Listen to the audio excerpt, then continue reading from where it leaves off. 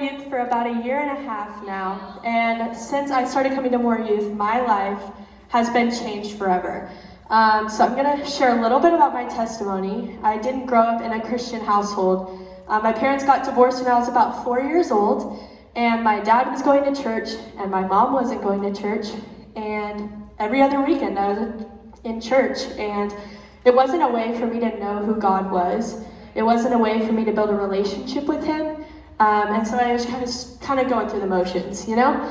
I was scrolling through Instagram one day, and the Emily Jackson somehow followed her on Instagram because she follows like every person in Mansfield. And I saw a post about this house, and I DM'd her, and I was like, Emily, can I come to your church? Like she was gonna like tell me no or something, but she said yes, luckily, and I showed up. And let me tell you, for that period of time, I was so on fire for the Lord. I went to youth camp, I really gave my life to Christ, and I was so on fire for Him. And then it came the time that I had to pray in front of somebody for the first time. And I was terrified. I instantly became super insecure about what I was gonna say. I was like, God, like, are you even listening to me? Am I saying the right words? What's going on? And that caused a lot of insecurity in my life. And I'll be 100% honest that when Brady asked me to do this message a few weeks ago, my first thought was, why me? I was like, Brady, I've only been doing this for a year and a half. Why are you choosing me to come stand on this stage? And the first thing that God put in my mind was, why not you? Because I'm here to tell you that you don't have to be a super Christian. You don't have to show up to youth every Wednesday, go on Sundays to pray and have a relationship with God.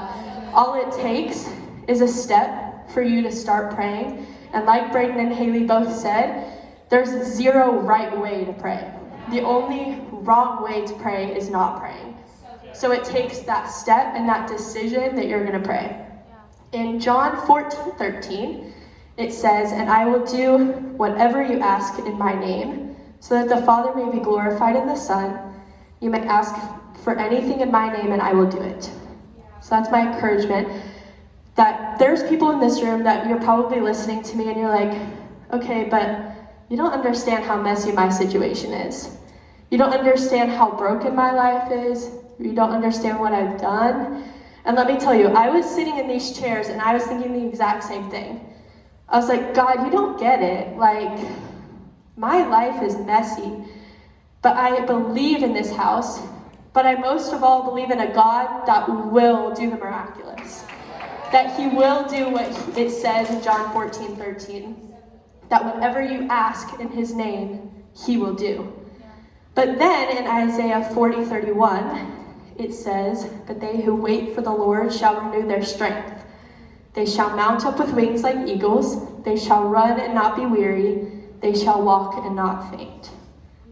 So maybe you've been praying something for 5 years and you haven't seen any change. God will do it in His timing. It's not your timing.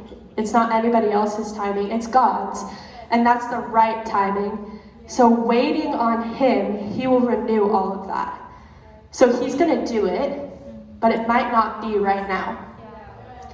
So I'm going to share a little story, if that's okay with you guys. Yeah? Awesome. So how many of you guys went to Winter Retreat? Winter Retreat? Yeah, it was so good. And we had a service last night at Winter Retreat that was all about calling. Yeah, and I was sitting at the back of the room on the floor. You know, it was a super spiritual moment. And I was praying to God about my calling and that He would make my calling evident to me. And He did. And then for the next 3 months, I did not talk about it at all. I was like, God, like, that one's kind of scary. Are you sure about that? Because I don't think He, thought about that one. So I walked into camp and I was praying that God would make my calling so evident that He would give me confidence and clarity in it. Right. And He did. Yeah. And you're probably thinking that that's my story. Like, perfect, it's done. That's my story. But it didn't stop there. Right. So I knew that I was called to lead the next generation. Yeah. Don't know how still. I'm standing on this stage and I have no clue what that means for me. But I signed up for kids camp and I was gonna go as a leader, and I was so excited. I was like, I get to be a part of this amazing week. You know, it's gonna be so good. We're gonna have so much fun. I was packing, I was so ready. We leave on Tuesday. On Monday, I test positive for COVID. Yeah, so that entire week I spent super, super sad. I was in doubt of the calling that God actually had on my life. I was like, God, if you really want me to do this, why didn't you allow this to happen? If you really want me to step into the more that you have for me, why'd you take this away from me? And they came back, they got camp champs, it was so good, but I was still in this hole of like, why me?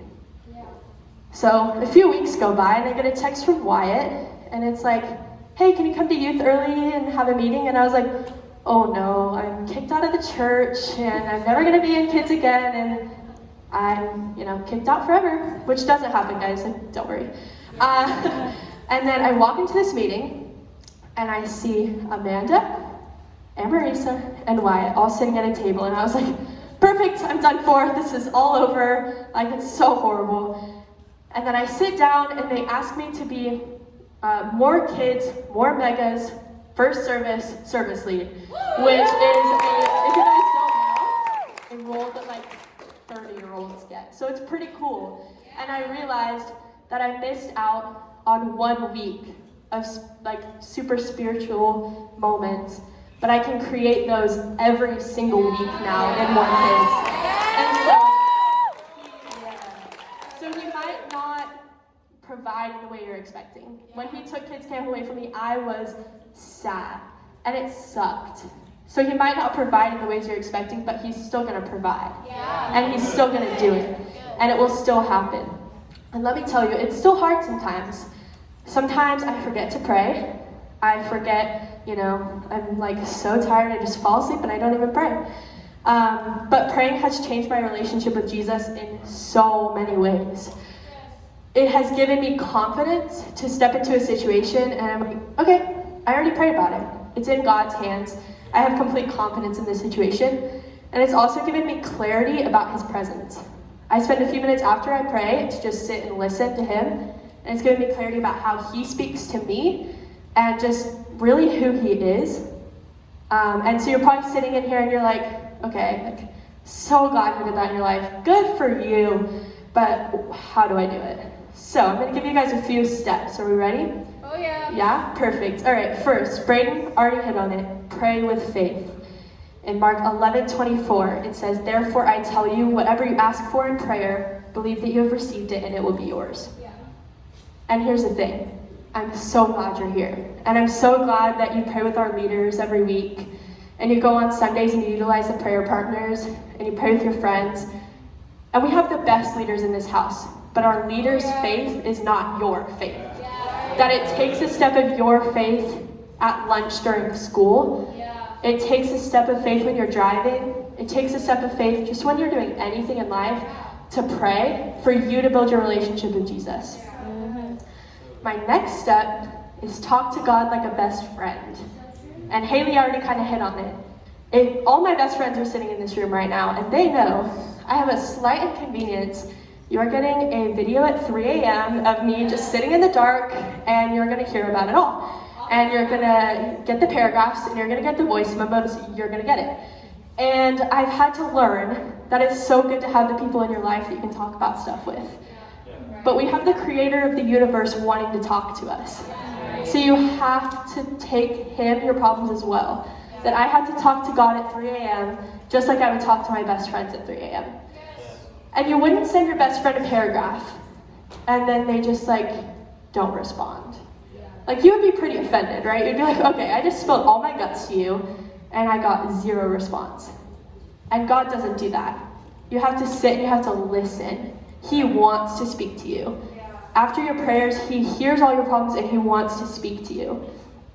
In Jeremiah 33, 2-3, it says, I made the earth, I formed it, and I set it in place. The Lord is my name, call out to me. I will answer you, and I will tell you great things you do not know. And unless I do, you wouldn't be able to find out about them. In the Bible, which as Christians we believe is the truth, it says I will tell you great things you do not know. It's okay not to know what God's speaking. You're not going to know all of it.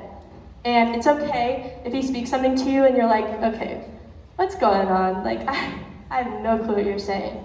And my 2 tips for that is to write it down. I have a journal that I write like everything in, and I'm pretty sure if somebody got it, they would be like, Maddie, are you okay? What's going on? Or tell somebody. I have told all of my best friends what God is speaking to me, and then months down the road, I'm talking about something, and they're like, Maddie, God spoke this to you. Like, you've got it. You can do it. You can get through the situation because God already spoke it to you, even if you didn't know what was going on at the moment. Okay, maybe you're sitting in the room and you're like, okay, Maddie, I know he's going to answer my prayers. I know that I have to listen. I know I have to talk to him like a best friend. So I have a little challenge for you guys, okay? Yeah? Be willing to be the answer to the prayer. Yeah. So I feel like we're all really willing to pray. God, I walked in on 3 people and they were vaping in the bathroom today. Lord, I pray that they would know who you are. But are you willing to confront them and invite them here? Yeah. Or, God, I heard Noah and Zoe talking about community last week, and I pray that you would bring me a great community that really draws me closer to you. But are you willing to cut out the friend that's pulling you away from him?